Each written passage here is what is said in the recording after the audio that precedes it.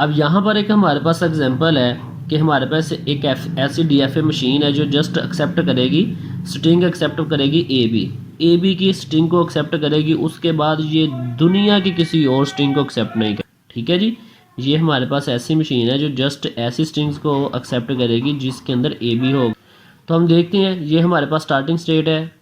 आपको I hope कि इसकी जो अंडरस्टैंडिंग हो, तो ये हमारे पास ऐसी मशीन है जो जस्ट एक्सेप्ट कर रही है ऐसी स्ट्रिंग्स को जो ए और बी होंगी। ठीक है, स्टार्ट से S0 से ए जा रहा है S1 की तरफ। ठीक है, और उस S1 से जा रहा है बी S2 की तरफ। ठीक है, और ये S2 हमारे पास हमारी एक्सेप्टिंग स्टेट है। इट्स मीन्स डैट के ए और बी जो है ये जस्ट एक्सेप्ट होंगे, और उसके बाद ये जो हमने एक अलहदा से खुद स्टेट ये मैंने क्रिएट की हुई है। ठीक है, मशीन तो जस्ट जो है उसको इतना काम पूरा हो रहा है, लेकिन हम यहाँ पर डीएफए की बात कर रहे हैं। तो डीएफए हमें क्या बताता है कि हमारी हर स्टेट से जितने हम अल्फ़ाबेट यूज़ कर रहे हैं उनको पास होना ज़रूरी है। ठीक है, तो जैसे यहाँ से ए निकल गया था तो बी रहता था, तो बी मैंने यहाँ पर एक अलहदा से स्टेट बना ली, उसके अंदर उसको पास कर दिया। यहाँ से ए रहता था तो ए मैंने अलहदा से स्टेट बना के उसके अंदर पास कर दिया, और इसके से दोनों ए और बी रहते थे, दोनों ए और बी पास कर दिए एक अलहदा स्टेट पे। अब यहाँ पर हमारे पास क्या मशीन जो है, इसके अलावा अगर हमारी मशीन जो हमने बनाई थी ए बी के लिए, क्या अब ए बी के अलावा भी कोई काम कर पाएगी? अब अगर स्टार्टिंग पे ए बी उसका काम है, अगर वो स्टार्टिंग से अगर बी की तरफ भी जा सकती है, अब अगर बी की तरफ जाएगी तो यहाँ पर जाके वो इनफिनाइट हो जाएगी। ठीक है, क्योंकि यहाँ पर आके इसको कोई फाइनल स्टेट नहीं मिलेगी। अगर वो अपने ही काम करेगी ए और बी तो वहाँ पर वो ठीक है। ये जस्ट हमने लगाई है अपनी कंडीशन को फुलफिल करने के लिए। अब नेक्स्ट एग्जांपल है हमारे पास एक्स वाई एंड जी। इसको आपने इसकी जो है रिक्वायरमेंट आप लोगों के लिए आपने इसकी जो है वो स्टेट्स को कंप्लीट करना है। यहाँ पर देखें S0 हमारी स्टार्टिंग है और S3 हमारी जो है वो फाइनल है। ऐसी स्ट्रिंग को जस्ट पास कर रहे हैं जो XYZ है। ठीक है, लेकिन हम DFA पे काम कर रहे हैं, तो DFA का आपको रूल्स का पता है कि हर स्टेट से उसकी जो जितनी स्टेट्स यूज़ हो रही हैं वो निकलती होती हैं। तो इसको कंप्लीट आप लोगों ने खुद करना है। एक अलहदा से 1 स्टेट यूज़ करें या 2 स्टेट्स यूज़ करें। ठीक है, तो नेक्स्ट हमारे पास string accept by the BC and DC। ऐसी स्ट्रिंग जो BC को स्ट्रिंग को पास करे या DE स्ट्रिंग्स को जो है वो पास करे। ठीक है, तो ये आप देख सकते हैं, ये हमारी स्टार्टिंग स्टेट है। अगर अब ये आप लोगों को मैंने बताया हुआ BC प्लस DE। ठीक है, तो प्लस का मतलब है कॉमा, या तो आप एट अ टाइम BC को पास कर सकते हैं या DC को पास कर सकते हैं। तो स्टार्टिंग में हम देखें, अगर हम बात करते हैं BC की, ठीक है, तो BC हम यहाँ से B और यहाँ से C और उसके बाद हमारी एक्सेप्टिंग स्टेट। अगर हम कहते हैं नहीं जी BC नहीं, आप स्टार्ट जो है हमें DE पास करके दिखाएं, तो ये हमारी स्टार्टिंग स्टेट है, तो यहाँ से हम ये पाथ यूज़ कर लेते हैं D एंड E, तो ये हमारी एक्सेप्टिंग स्टेट है। तो यहाँ पर आप जो है अकॉर्डिंग टू सिचुएशन अगर आपको रेगुलर एक्सप्रेशन बनाना पड़ता है तो आप इस तरीके से बना सकते हैं कि वो ये आपको कहता है जी एक ऐसा जो है ऐसी रेगुलर एक्सप्रेशन बनाएं। ठीक है, जो स्टार्ट जो हो रहा, ये स्टार्ट जो है ए या बी से हो, एंडिंग जो है वो डी से हो, या एंडिंग से जो है वो किसी और लेटर से हो। तो आप यहाँ पर A प्लस बी और उसके बाद कोई भी और लेटर लगा के उसके ऊपर जो है वो क्लीन क्लियर सीरीज लगा सकते हैं। स्टार्टिंग में A प्लस बी को ले सकते हैं। ठीक है, या A आएगा या स्टार्टिंग से B आएगा, उसके बाद कुछ भी आ सकता है। तो ये आप लोगों की अंडरस्टैंडिंग पे है कि आप किस तरह इसको अंडरस्टैंड कर रहे हैं। तो नेक्स्ट हमारे पास एक और एग्जांपल है, कंस्ट्रक्ट DFA टू एक्सेप्ट 0+1 का स्टैरिक। ठीक है, यहाँ तो ये नल हो सकता है। सबसे पहले आपको वही है कि स्टार्टिंग पे अगर आपको रेगुलर एक्सप्रेशन की समझ आई हुई है तो आप इसको जो है अच्छे तरीके से कर पाएंगे। अगर नहीं आई तो अभी से आप रेगुलर एक्सप्रेशन का दोबारा से लेक्चर देखें और उसको समझें। ठीक है, कि रेगुलर एक्सप्रेशन हम कैसे लैंग्वेज से कंस्ट्रक्ट करते हैं। ये कैसी लैंग्वेज, अब ये क्लीन क्लियर सीरीज़ भी आ जाती है। क्लीन क्लियर सीरीज़ आप लोगों को पता है कि ये जो है वो नल से शुरू होकर आगे चलती रहती है। तो अब ये दोनों के ऊपर clean clear it's means that के दो, ये यहाँ पर नल भी आ सकता है। जैसे ये देखें कि ये नल भी पास कर सकती है। ठीक, क्योंकि यही स्टार्टिंग और यही एक्सेप्टिंग है, यहाँ पर नल भी पास हो सकता है। अगर हम नल नहीं पास कर, हम कहते हैं जी हमें 4 टाइम 0 चाहिए या 4 टाइम हमें 1 चाहिए, तो हम क्या करेंगे, यहाँ पर हमारे पास लूप लगा है, 4 टाइम 1 चाहिए तो इसको 4 टाइम हम लूप करके यहाँ पर भी एंड कर सकते हैं। ठीक है जी, उसके बाद नेक्स्ट है हमारे पास कंस्ट्रक्ट DFA टू एक्सेप्ट। एक ऐसा DFA हमने बनाना है जो एक्सेप्ट करे कि स्टार्ट हो 0 या 1 से, और उस स्टार्ट हो 0 या 1 से हो या नल से भी हो। लेकिन एंडिंग पे 00 आए या 01 आए। ठीक है, अब इसको अच्छा तरीका क्या है कि कैसे पता चलेगा इस मशीन से कि ये वाकई इसके रेगुलर एक्सप्रेशंस के लिए है। हमने क्या करना होता है, हम इसमें से कुछ स्ट्रिंग्स निकालते हैं, 3-4 स्ट्रिंग्स निकालते हैं इस रेगुलर एक्सप्रेशन से, और वो स्ट्रिंग को पास करके देखते हैं अपनी इस DFA मशीन से। तो अगर वो स्ट्रिंग्स को पास कर देती है तो हम कह सकते हैं कि वाकई ये जो है एक्सेप्टेबल है according to this regular expression. अगर वो स्ट्रिंग इससे पास नहीं होती तो then we can say that कि this is not acceptable according to this regular expression. तो स्ट्रिंग कैसे बनाते हैं, हम कह देते हैं जी यहाँ से हम 0 ले लेते हैं या 1 ले सकते हैं। लेट्स सपोज हम यहाँ से ले लेते हैं 1, 2 टाइम 1 ले लेते हैं क्योंकि इसके ऊपर स्टैटिक लगा हुआ है दोनों के ऊपर, तो हम 2 टाइम 1 ले लेते हैं। ठीक है, और यहाँ से हम 0 ले लेते हैं, मतलब 1 1 0 0। तो इस पास करके देखते हैं, तो यहाँ से हम 1 1 ले लेते हैं, यहाँ ये जो लूप लगा हुआ है इससे 1 1 ले लेते हैं, और उसके बाद हम क्या चाहिए 0 0, 1 0 ये और 1 0 ये। हम यहाँ पे आ गए, हमारी स्ट्रिंग कंप्लीट हो गया। तो यहाँ पर हमें एक्सेप्टिंग स्टेट भी मिल गई है, ये आप देख रहे हैं हमारे पास एक्सेप्टिंग स्टेट है। इट्स मीन्स डैट कि ये स्ट्रिंग जो है इसके लिए एक्सेप्टेबल है। हम कोई और स्ट्रिंग बनाते हैं, हम स्टार्टिंग को सारे को नल कर देते हैं। हम जो है वो 0 1 चाहिए, क्योंकि इन दोनों में से हम एट ए टाइम एक को ले सकते हैं ना, तो हम ऐसे ही 0 1 चाहिए। तो 0 1 यहाँ से कहाँ से पूरा हो सकता है, स्टार्टिंग में हमें 0 चाहिए और उसके बाद 1, 0 ये आ गया, और उसके बाद ये एक और पाथ जा रहा है 1। तो यहाँ पे हमारे पास एक्सेप्टिंग स्टेट है। इट्स मीन्स डैट कि ये भी स्ट्रिंग इसके लिए एक्सेप्टेड है।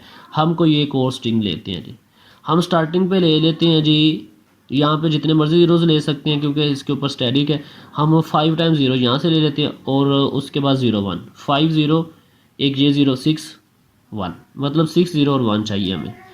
तो 1 0 2 0, और उसके बाद यहाँ पे आके जितने मर्जी हम 0 ले लें। ठीक है, मतलब फॉर एग्जाम्पल 6 0 हो गए। अब लेकिन यहाँ पर हमारा 1 रहता है, तो 1 हम यहाँ से लेके यहाँ पे एक्सेप्टिंग स्टेट पे पहुँच सकते हैं। ठीक है जी, तो ये अब आपके ऊपर है कि आप जितनी प्रैक्टिस कर लेते हैं। जैसे मैथ की आप लोग प्रैक्टिस किया करते थे फर्स्ट ईयर सेकंड ईयर के अंदर, तो इसी तरह ये भी आपके पास कोर्स जो है वो आपको तभी अच्छे तरीके से आ सकता है जब आप उसकी अच्छे तरीके से प्रैक्टिस करेंगे। ठीक है, तो आप डिफरेंट स्ट्रिंग्स बना के इससे पास करके देखें, अगर वो पास हो जाती हैं तो then we can say that कि this is accepting machine, otherwise this is a not accepting machine. तो नेक्स्ट हमारे पास एक और एग्जांपल है, कंस्ट्रक्टेड इफ टू एक्सेप्ट 0 + 1। ठीक है, उसका स्टैटिक, उसके बाद 0 0, उसके बाद 0 + 1 का स्टैटिक। अब ये ऐसी लैंग्वेज है जिसके सेंटर में जो है वो 0 0 आए स्टार्टिंग पे और एंडिंग पे कुछ भी आ जाए, डजंट मैटर। मतलब जितने मर्जी 0 आ जाएं, जितने मर्जी 1s आ जाएं स्टार्टिंग पे, उसके बाद एंडिंग पे भी जितने मर्जी 0 आ जाएं, ये जितने मर्जी 1, मिनिमम 0 0 जो है वो एक दफ़ा लाजमी आए, ऐसी स्ट्रिंग्स बनेंगी। फॉर एग्जाम्पल हम इसको भी नल कर देते हैं, इसको भी नल कर देते हैं, क्योंकि हमारे पास क्लीन क्लियर्स है। हम जस्ट ऐसी स्ट्रिंग बनाते हैं जिसमें 0 0, तो यहाँ से पास करके देते हैं 0 0 पास हो रहा है, तो यहाँ से हम स्टार्ट पे जाते हैं 0। ठीक है, अब एक बात आप लोग याद रखिएगा, शायद आप लोगों के माइंड में क्वेश्चन आ रहा हो कि यहाँ से हम 1 क्यों नहीं ले रहे, हम 0 ही क्यों ले रहे हैं। अब देखिए हमारे पास डिफरेंट पाथ है। ठीक है, जब हम अपने एक पॉइंट से दूसरी जगह पे जाना चाहते हैं तो हम क्या करते हैं कि हम देखते हैं कि हमारे पास डिफरेंट पाथ है, कि एक शॉर्ट पाथ है, एक लॉन्ग पाथ है। हम अगर बाइक पे हैं तो हम देखते हैं कि बाइक के लिए कौन सा पाथ है, तो हम एक पाथ को एट ए टाइम यूज़ कर सकते हैं। ऐसा नहीं होता कि हम शॉर्ट पाथ को भी यूज़ कर रहे हैं और लॉन्ग पाथ को भी यूज़ कर रहे हैं एट टाइम, दोनों के ऊपर नहीं। हम एट टाइम एक पाथ को यूज़ करेंगे, तो वो जौन सा मर्जी वो अकॉर्डिंग टू हमारी रिक्वायरमेंट होगा, अकॉर्डिंग टू हमारी सिचुएशन होगा कि हमें फुलफिल क्या करना है। ठीक है, तो हमें 0 0 चाहिए, तो हम इन दोनों में से हमें 1 तो डेफिनेटली उसमें आ नहीं रहा, तो हम इस पाथ को इग्नोर कर देंगे। हम ये वाला पाथ करेंगे जो 0 से शुरू हो रहा है, तो 0 0 0 यहाँ से मिल गया। उसके बाद हम अपने आगे एक्सेप्टिंग स्टेट के ऊपर। ठीक है जी, उसके बाद कहता हूँ जी यहाँ से हमें 1 1 ले लेता हूँ, उसके बाद 0 0, और उसके बाद फिर 1 1 यहाँ से ले लेता हूँ। तो यहाँ से जितने मर्जी 1 1 आ गए, उसके बाद 0 0 ये वाला आ गया। तो यहाँ पे आके मुझे चाहिए थे उसके बाद 1 1 फिर चाहिए था, तो यहाँ से मैं फिर हमारे पास यहाँ पे लूप लगा, यहाँ से मैं फिर उसको यूज़ कर सकता हूँ। और एक बार साथ साथ फिर मैं आप लोगों को बता रहा हूँ कि हमारे पास कोई भी ऐसी स्टेट नहीं है जिससे एक ही जो है वो ट्रांजैक्शन पास हो रही हो। हमारे पास अगर 2 लेटर्स यूज़ हो रहे हैं 0 और 1, तो आप देख सकते हैं या इस स्टेट से 0 भी पास हो रहा है और 1 भी पास हो रहा है। ये स्टेट है, इससे 0 भी पास हो रहा है और 1 भी पास हो रहा है। ये स्टेट है, इससे 0 भी पास हो रहा है और 1 भी पास हो रहा है। ठीक है, तो जो हमारे DFA हम काम कर रहे हैं, तो DFA की रिक्वायरमेंट को कंप्लीट करना ये ज़रूरी है। नेक्स्ट हमारे पास एक और डायग्राम है। ये थोड़ी सी डिफरेंट है एज़ कम्पेयर टू अदर्स, जैसे कि इसमें हम पहले इसके बारे में वैसे पढ़ चुके हैं कि ऐसी स्ट्रिंग हमने बनानी ऐसी हमने एक मशीन बनानी है जो 00 स्टार्टिंग पे आए और एंडिंग पे उसके बाद जितने मर्जी ज़ीरो आ जाए, जितने मर्जी वंस आ जाए, स्टार्टिंग पे 00 आए। ठीक है, तो यहाँ से हम देखते हैं स्टार्टिंग में हमारे पास 0 आ गया। अब यहाँ पे हमने 1 का लूप क्यों नहीं लगाया, क्योंकि अगर 1 का लूप लग जाएगा तो हमारे पास फिर 1 का भी ऑप्शन आ जाएगा, लेकिन हमारे पास अब ये कंपलसरी है कि स्टार्टिंग पे 00 आए, स्टार्टिंग पे 1 नहीं आ सकता। ठीक है जी, तो यहाँ पे 0, एक यहाँ पे 0, और उसके बाद जितने मर्जी 0, जितने मर्जी 1। अब यहाँ तक हमारी कंडीशन फुलफिल हो गया है, लेकिन अब यहाँ पर हमारे पास 1 नहीं है और यहाँ पर भी 1 नहीं है। ठीक है, DFA तो कहता है कि हर स्टेट से जो है वो जो जितने लेटर्स हैं वो पास होने चाहिए, 2 अगर हैं तो पास होने चाहिए। तो अब यहाँ पर से 1 गुजारने के लिए हम एक और स्टेट बना लेंगे। ठीक है, और यहाँ पर भी 1 के लिए हम उस स्टेट पे उसको ले जाएंगे। अगर वो यहाँ से 1 लेगा तो वो इस स्टेट पे आ जाएगा जो कि उसको इन्फिनाइट में ले जाएगी और वहाँ पर उसका मसला आ जाएगा। अगर वो ये मशीन जी सिर्फ उसी के लिए काम करेगी अगर वो स्टार्टिंग पे 00 ले और उसके बाद जितने मर्जी 0 या 1 ले। अगर वो स्टार्टिंग पे 0 ले जाएगी या 0 के बाद फिर 1 के ऊपर आना चाहेगी, ये पाथ को अगर वो यूज़ करेंगी तो वो जो है वो ऐसे गली में चले जाएंगे जो आगे से बंद होगी और उसको वहाँ से कुछ भी नहीं मिलने वाला।